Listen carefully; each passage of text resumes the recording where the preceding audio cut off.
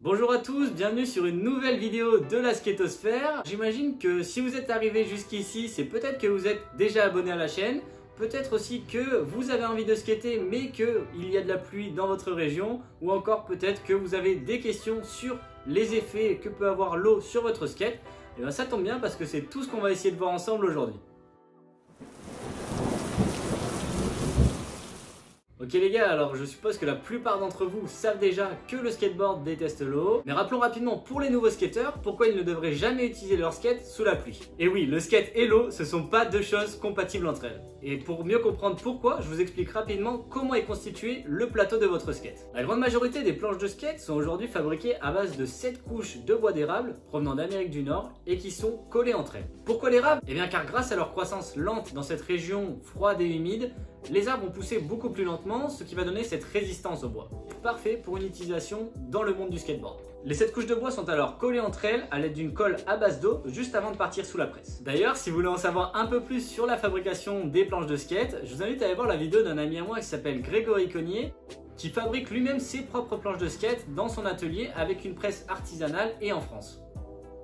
Quand on connaît donc la composition d'une planche de skate avec plusieurs couches de bois, on comprend alors beaucoup mieux pourquoi une planche qui prend l'eau va venir à fragiliser et les planches à se décoller entre elles. Évidemment, tout dépendra du contact avec l'eau et si celui-ci n'est pas trop important, peut-être que vous aurez de la chance et qu'il n'y aura pas une grande répercussion sur l'état de votre deck. Vous ne vous rendrez peut-être pas compte des dégâts le jour même, mais les jours à venir, avec la sensation de rouler sur une planche molle, la perte de pop, une tendance à faire de plus en plus de chicot avec les planches qui se décollent entre elles. En bref, la sensation, comme on dit, de rouler sur une cagette.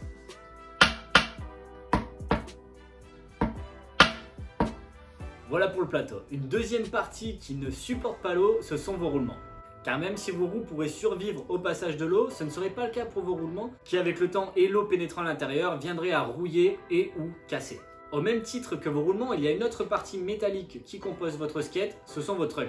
Au contact prolongé de l'eau, ces derniers auraient aussi tendance à rouiller, peut-être moins si ce sont des trucks en titane, mais pour la plupart, ils seraient également attaqués par l'oxydation. Et enfin, la dernière partie et non la moindre, votre grip, qui le pauvre est sujet à de nombreuses attaques à chaque session. Que ça soit à cause des bouts de wax sous la chaussure ou encore un vieux chewing-gum collé sous la semelle. Alors essayons quand même de bien essuyer nos pieds et de les sécher avant de monter sur la planche. Je sais que quand on arrive sous un spot, après avoir marché 10 minutes sous la pluie, on n'a qu'une envie, c'est de monter rapidement sur sa planche. Mais je vous assure qu'en prenant quelques instants pour essuyer et sécher vos chaussures avant de skater, ça va vraiment accroître la durée de vie de votre grip qui aurait tendance à perdre en adhérence, notamment en perdant la qualité du grain et en devenant un peu trop lisse. Mais que faire si ma planche tombe dans l'eau? Vous aurez beau faire attention, il y aura forcément un moment où ça va arriver et où votre planche va prendre l'eau. En effet, vous pouvez avoir un petit accident très rapidement avec votre skate. Par exemple, après une replaque, si votre skate part tout droit dans une flaque d'eau ou dans un point d'eau. Pour vos trucks et vos roulements, on peut généralement les nettoyer, les sécher et les lubrifier à nouveau, c'est pas un problème. Mais alors pour la planche, c'est une autre histoire. Tout va dépendre du type de contact avec l'eau. Si le contact est minime, par exemple une flaque d'eau ou alors marcher sur son skate avec les pieds mouillés, c'est pas trop grave, vous pouvez le sécher rapidement. Mais s'il s'agit d'un contact prolongé, alors là on va plutôt avoir tendance à changer de planche. Et oui, puisqu'en général une planche ayant pris l'eau est très difficilement récupérable et surtout si le contact a été prolongé. Par exemple, avoir laissé sa planche pendant plusieurs jours dehors sous la pluie ou alors faire tomber sa planche dans la mer ou dans une rivière. 1, 2, 3, 1, 2, 1, 2.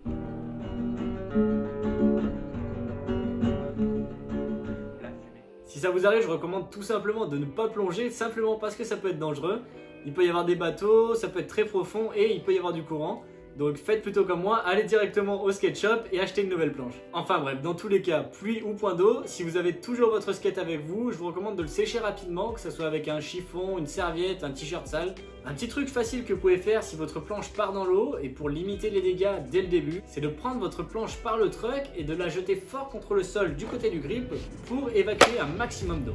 Mettez votre skate au soleil s'il y en a et si vous êtes chez vous, peut-être un coup de ventilateur ou de sèche-cheveux sans pour autant appliquer trop de chaleur. Et oui, car trop chauffer votre skate pourrait aussi avoir un effet négatif sur ce dernier. Où skater quand il pleut? Question intéressante. Ce que vous pouvez faire, c'est essayer de trouver des spots couverts proches de chez vous. Si vous êtes nouveau, n'hésitez pas à demander à certains skateurs de votre ville s'ils connaissent quelques endroits. Et il est possible qu'il y ait par exemple une galerie ou un parking couvert où pouvoir aller skater pendant les jours de pluie. Si vous ne connaissez pas encore beaucoup de skateurs dans votre zone, vous pouvez aussi faire un tour sur Google Maps. C'est quelque chose que je fais beaucoup pour essayer de trouver des endroits qui pourraient être abrités et où vous pourrez aller skater. Par exemple, des parkings de supermarchés qui pourraient être fermés le dimanche et avec peut-être une infrastructure pour protéger de la pluie. Pour ceux qui ont la chance d'avoir un garage, vous pouvez peut-être faire quelques tricks de flat à l'intérieur et pourquoi pas, si vous avez assez de place, fabriquer un curb ou une flat bar. Et sinon, il y a évidemment les skateparks intérieurs. Alors, il n'y en a pas partout. Ce que vous pouvez faire, c'est de checker sur Google en tapant skatepark indoors avec le nom de votre région à côté. Et peut-être qu'avec un peu de chance, vous en trouverez un proche de chez vous. Après, je ne sais pas s'il sera ouvert actuellement avec la situation actuelle, mais vous le saurez pour les prochaines fois. Alors on va faire un petit point rapidement sur comment se déplacer alors qu'il pleut et sans pour autant mouiller sa planche. Ok, alors imaginez que vous êtes parti en session et qu'il se met à pleuvoir. Si vous avez un peu de chance et que vous avez anticipé la pluie, alors vous aurez peut-être emporté dans votre skate un sac plastique ou alors sac poubelle simplement pour protéger votre skate, notamment si vous vous déplacez à pied ou à vélo. Mais si vous êtes déjà sur le spot et qu'il se met à pleuvoir, que faire? Eh bien si vous souhaitez conserver votre planche dans un état correct le plus longtemps possible, vous irez dans un premier temps vous mettre à l'abri. Puis, si la pluie ne cesse pas mais que vous devez quand même rentrer chez vous, alors vous devrez peut-être vous sacrifier pour votre planche. Si votre planche est déjà très usée, peut-être que ça vaut pas le coup. Mais si vous venez d'avoir un nouveau plateau, alors je comprends que vous ayez envie de le garder dans un parfait état. Ce que vous pouvez faire en solution d'urgence, et si vous n'avez pas de sac plastique, ça va être d'enlever votre veste et de l'utiliser pour protéger votre skate. Bien sûr, s'il ne fait pas trop froid et pour pas non plus vous rendre malade pour une planche. Si jamais vous devez marcher sous la pluie et que vous n'avez rien pour protéger votre skate, essayez de plaquer contre vous, si possible côté grippe contre le corps, pour éviter les dégâts et qu'il ne se mouille trop. Une fois arrivé chez vous, ne laissez pas votre skate dans le coffre de la voiture ou dans un garage, rentrez-le plutôt avec vous à l'intérieur pour qu'il puisse sécher rapidement et si besoin, passez-lui un petit coup de chiffon.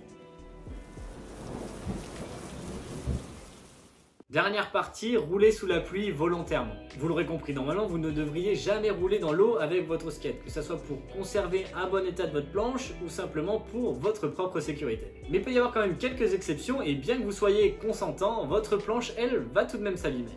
Vous allez me dire sous quelles circonstances je vais rouler sous la pluie. Et bien par exemple si vous êtes en train de filmer sur un spot et qu'il se met à pleuvoir. Et j'en connais pas mal d'entre vous qui ont du mal à s'arrêter, qui vont s'acharner encore pas mal d'essais sous la pluie jusqu'à rentrer le trick.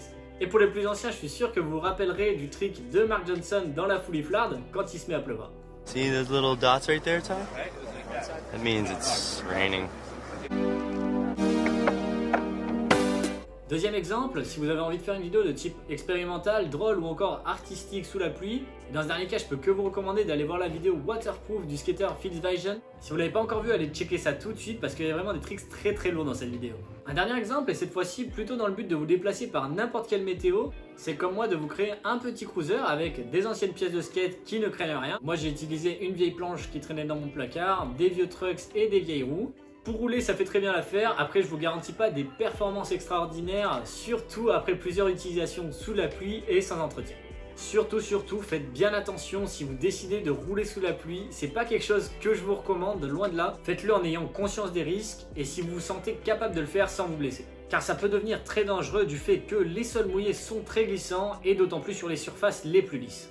Voilà les gars, j'espère que vous aurez apprécié la vidéo et que vous aurez appris quelques trucs sur les effets de l'eau sur votre skate. N'hésitez pas à me dire dans les commentaires si vous avez déjà skaté sous la pluie ou si vous avez des expériences skate aquatique originales à raconter. En attendant, on se retrouve très bientôt sur la chaîne. Portez-vous bien, faites attention à vous et faites attention à vos planches.